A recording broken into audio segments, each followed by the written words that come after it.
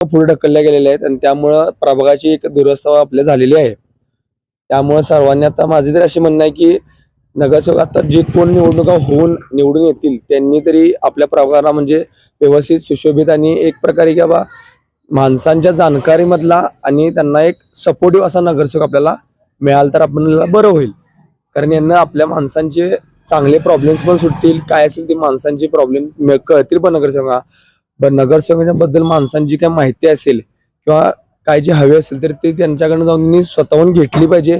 माणसांना पण त्यांचा अधिकार समजला पाहिजे की बाबा नगरसेवक हा फक्त निवडणूक घेऊन इथं निवडून फक्त जाऊन खुर्चीवर बसण्यासाठी नसून तो बाबा की माणसांसाठी कामं करणारा आहे.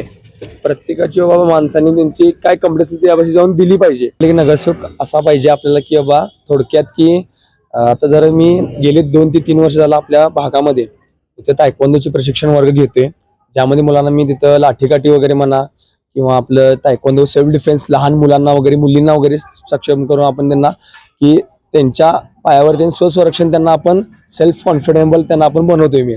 तर आपल्या इथं बरेच वर्ष झालं खाली बॅक साईडला ग्राउंड आहे. ती ग्राउंड नाही म्हणला तर कितीतरी म्हणजे वर्ष झालं तसं जसं पडून पडलेलं तिथं मोठमोठ्याचे झाडं उगवलेले आहेत.